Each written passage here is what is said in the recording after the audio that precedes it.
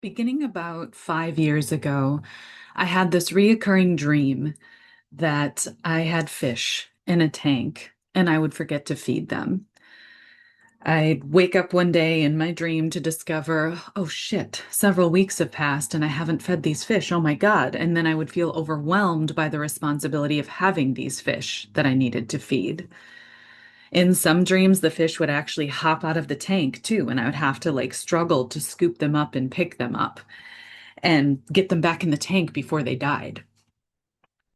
And I would tell my husband about these dreams. I would think about these dreams and I didn't know what they meant. Thoughts would go through my mind of okay, are these responsibilities that I feel overwhelmed by nurturing or something? Have I taken on too much? But that never felt right because sure, we all take on too much, but I knew that these fish had to represent something else, that they're everything I had taken on when these dreams began were things I consciously chose to take on and knew that I needed to. So what could it be? Well, about a year and a half ago, so a couple years into having these fish in the tank not being fed dreams, that lasted, I'd have them every couple months for about 4 or 5 years.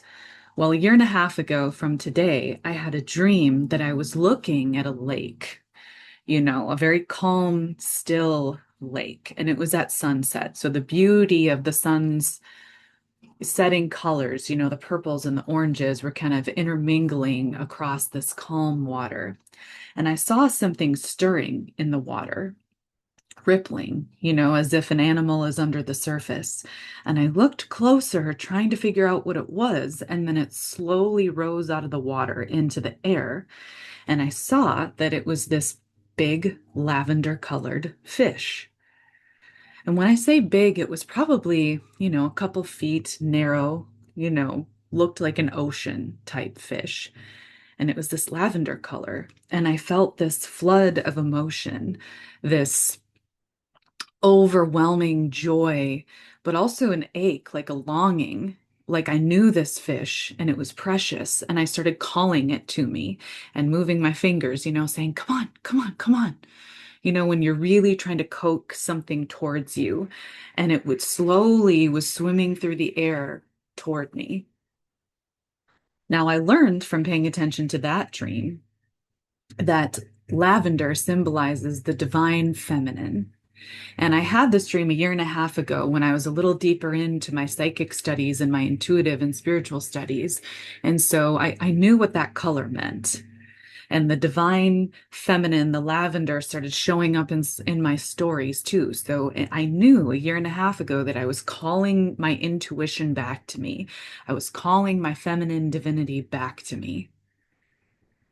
I learned that a year and a half ago. Now, just last night, I had a dream, my recurring dream, where I was stressed by teaching again. I was back in a classroom where I knew I didn't belong, stressing to figure out how to plan a lesson plan, but also really not wanting to plan that lesson and wanting to just get out, knowing I didn't belong there. And as I was stressed about teaching again, knowing I didn't belong there, but not knowing how to get out, I was led to a pond by an indigenous guide. And in this pond, he said there was a fish that I had been feeding and that I needed to take a look at this fish that I had been feeding in this pond. And as I looked at this fish, I saw it swim into this tube, into this sort of portal that I had put in the pond for it. It was like I had put this portal in the pond to nourish this fish, and I watched it swim into this tube. And as it swam into this tube, it was like I was being transported with the fish. And before I knew it, I was quote unquote alone, meaning the guide was gone in this other world with this fish that I had been feeding. And then I was standing on this raft in this other world. It was like I was transported to the world where there was just this pond and nothing else. And I found myself standing on this raft looking at all these other brightly colored orange fish that were looking up at me from the pond. And as I looked at these fish, I saw this big orange fish, like giant, jump out of the water and speak to me. And he said, you've fed me. Because of what you fed me, I'm this big now. And then I looked down at my hand and I had this like yellow translucent type seaweed kelp in my hand. And he said, will you share? Meaning, will you figure out how to feed all the other fish in this pond? Because look at how big I have become because you've been feeding me. And when I woke up the next morning, all the dreams that I've been having over these last few years really clicked into place. Hence the title of this episode, Breakthrough. My beautiful friends, I'm sharing my dreams with you today because I believe there's a powerful message for you in them. And that is this: when you give your attention to the deepest parts of yourself, even if you don't fully understand it, if you just give your attention to it and trust that your divine spirit and the divine friends who are going to help you along the way, both the divine friends in the real world, I shouldn't say the real world, in the world, the physical world that we're living in, because I believe the physical and the spiritual, it's all real. But this physical world that we live in, along with the spiritual realm that's right beside us, those guides are here to help you. People are here to help you. Bring your attention to that thing that's been calling you. Because in my dreams, the fish that were jumping out of the tank symbolized my divine spirit, my feminine intuition, my wisdom, my psychic gifts. They were never meant to be in a tank. So this has layers, right? Like this morning, finally, all of it clicked into place. They weren't meant to be in a tank. That's why I struggled to feed them. Because the breakthrough happened when the fish were being fed in the wild. I also realized that this recurring dream I have about being back in the school systems teaching when I know I'm not supposed to be there is not just about the school system. It's about many of the structures that we've been conditioned to believe in, right? Plugging ourselves into corporate structures that suck the life out of us, trying to feed and nourish our spirits through this quote unquote self-care that's really just a way of these corrupt organizations to gaslight us into thinking that we're working ourselves dry when really they're the ones sucking us dry. So it's like they drain us of all our resources and then put it on us to heal ourselves, while they continue to just be vampires for all that we are. This dream was telling me that the school system wasn't just my experience with teaching. It's symbolic of our collective struggle of just being machines, giving our all to feed the machine. And I'm so stressed because I'm trying to break free from it. We cannot fully nourish who we are in fish tanks. Animals don't belong in cages. We don't belong in cages. We cannot fully nourish ourselves if we're looking to do it inside the structures that are killing our spirits in the first place. Now, when I say that, that doesn't mean that you can't begin this journey while still in the fish tank. I mean, I did. And this is what I mean about the attention piece. I didn't know what these dreams meant when I was struggling to feed these fish. I know that it stressed me out. I didn't have a clear answer, but I gave it my attention. And here's how I gave it my attention. I told my husband about it. I talked about it. I journaled about it. Even though I didn't have the answer, I took the time to speak about it and I took the time to write it down. This is one of the first and most important steps for you. If there is something that's coming to you in a dream, or just even in your waking life, like maybe a certain symbol keeps popping up for you. I don't know, maybe you keep seeing an eagle flying in the air, or maybe it's something a little bit goofier, like maybe you keep seeing, orange triangles popping up on things, or a basketball bouncing, or just something. There's some sort of symbol, and you know what it is that keeps popping up for you in your dreams or your waking life. I invite you, my precious friends, to bring your attention to it. And you can do that by something as simple as talking about it with someone. Make sure it's someone that you trust, someone who deserves that knowledge.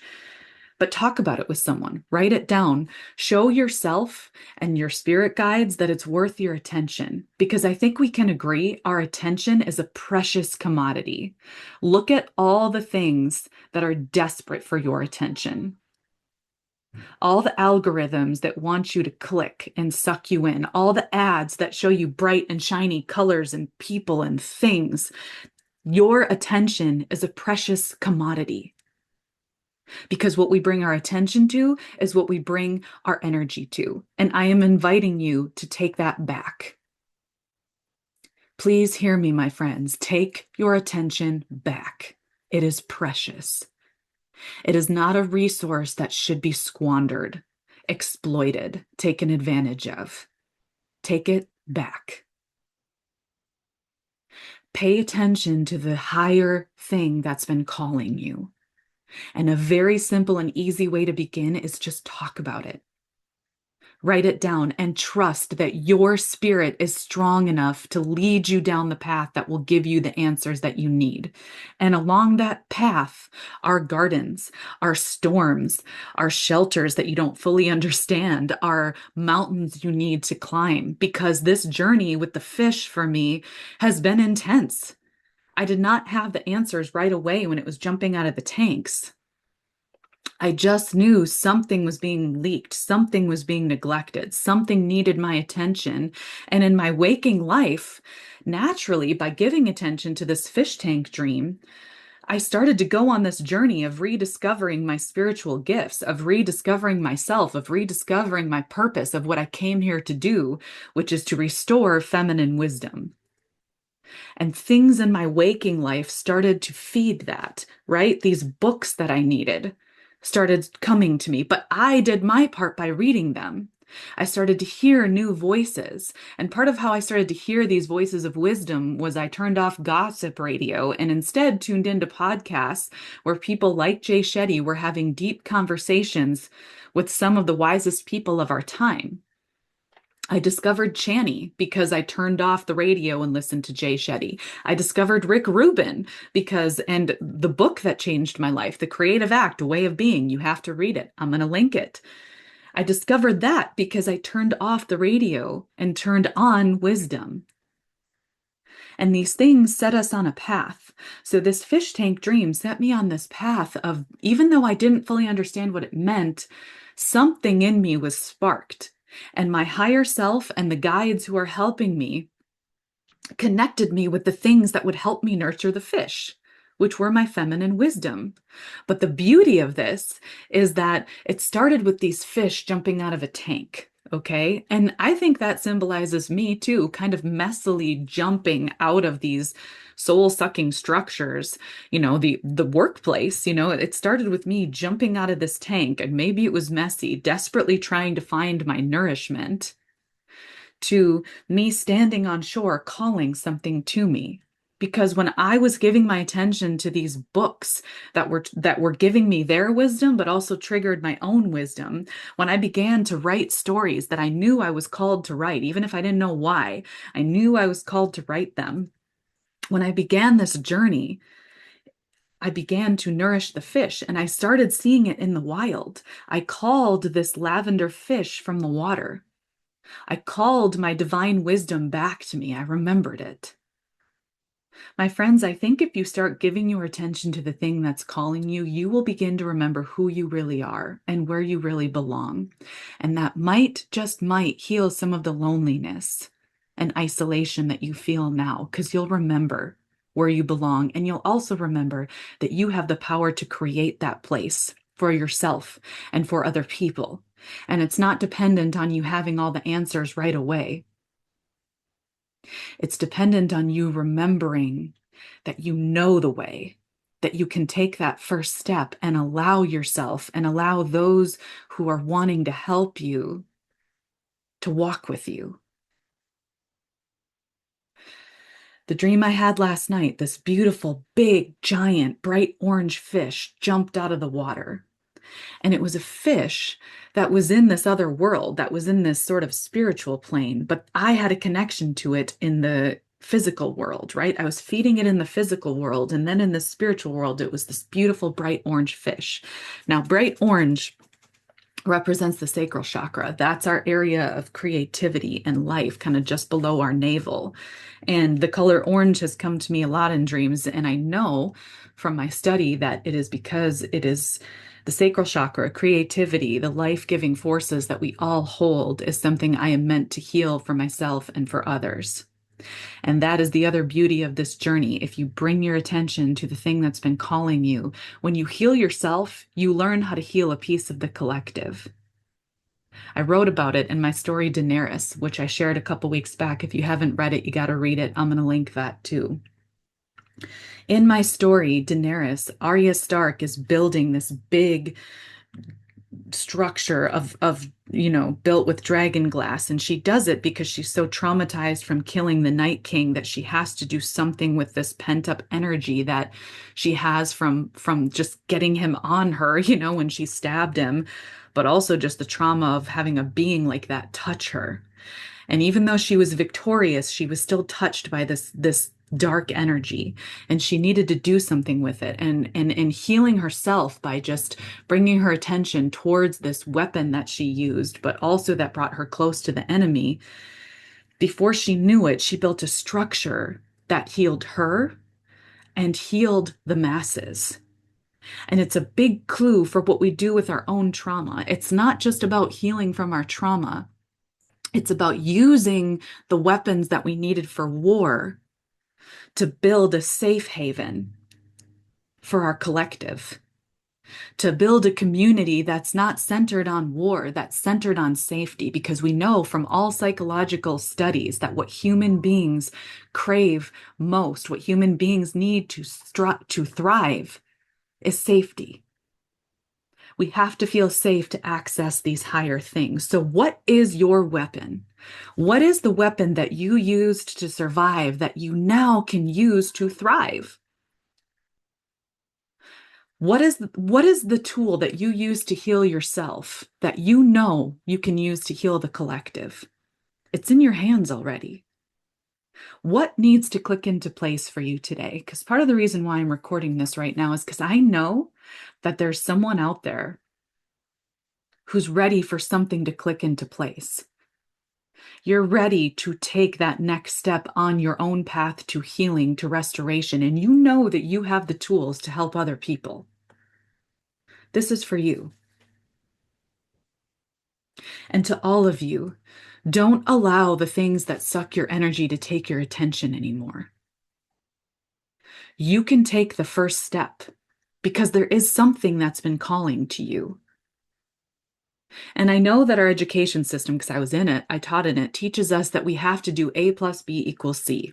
We have to have the answer right away. And as a high performer, I can tell you I'm someone who gets frustrated when I don't have answers. I can relate.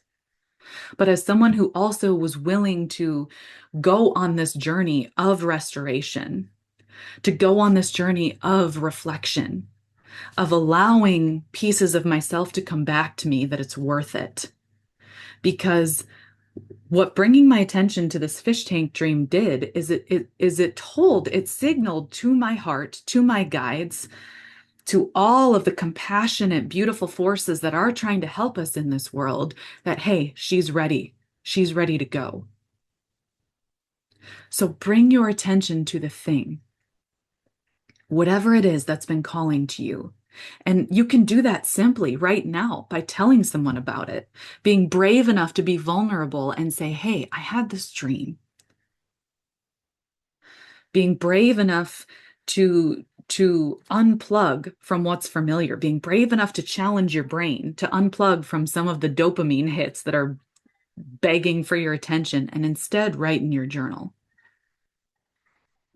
Don't bring your phone to the bathroom next time. Leave your phone outside of the bathroom and let yourself think while you're on the toilet. I'm actually being serious, because the other thing is I've kind of become an expert at knowing how to work these spiritual insights into a very busy life. Because guess what, my friends? I did not start this journey on my own with no kids and no responsibilities. All of these insights came to me in the midst of having a lot of kids and a busy life and taking risks and having stressors. You don't have to wait until your life is quote unquote perfect. That's a lie. This myth of perfection is just a lie. You don't have to reach a certain point before you can begin a spiritual journey or before you can begin living your best life. You can do it right now. I've done it. I'm telling you this from experience. I'm still doing it. You just got to do it. You just have to be brave enough to unplug from the thing that's been sucking your attention. And you know what I mean. And if you don't know what I mean, okay. If you are putting your energy into something that has your attention but doesn't deserve it, generally you feel kind of gross after you talk about it or after you're spending time in it. You feel almost, okay, here's a good example. You feel like you've just eaten too much. You feel bloated. You feel just kind of like that's how you know that something that has your attention is draining it, okay? And maybe that thing is scrolling. You get sucked into TikTok or you get sucked into Instagram, but afterwards you just feel full. You feel kind of like, ugh, like I need a nap right now, but my blood is so full of sugar. My mind is so full of all these dopamine hits. I don't even think I could rest if I wanted to. Maybe that thing is gossip. I can relate. It's so easy to talk about people, right? I mean, let's be honest, they give us a lot of material, okay? But maybe after you spend time gossiping with your partner or someone else, you're like, oh, like you feel like you've eaten too much. Or maybe you have a really shitty boss, as many of us do, and you just spent an hour talking about how shitty they are. And afterwards, you're like, ugh. That's a sign that something's draining your energy. Now, we all need a place to discuss our frustrations. I'm not suggesting that you eliminate that entirely. I'm suggesting that maybe you give it a little bit less of your energy. Whatever that thing is that makes you feel bloated, that makes you feel gross, siphon off a little of that time and put it back into your higher calling. Because you know what it is. Trust that you know what it is. And it's been trying to speak to you. I'm sharing my dreams with you because you can do the same thing. There's something calling you, and you don't have to have all the answers to answer. You just have to give it some of your attention. And as you do that, the path becomes clear. As you do that, you're building something. Because the more that you speak about the thing that's giving you life, the more you invite in that spiritual magic. The more you're signaling to the universe, to your spirit guides, to your higher self, hey, I'm ready. I'm going to give this my attention. What do you have to show me? Because again, as I started speaking about this fish tank dream, answers started coming. I didn't know it at the time, but I was put on this path where I started studying higher wisdom. And in studying that higher wisdom, I was able to make sense of my own. I was able to call my own back to me. And before I knew it, I had nourished this giant magical being that's ready to be shared with the world, that's ready to help others. And that's what happens when you nourish yourself, you nourish others. And it happens naturally.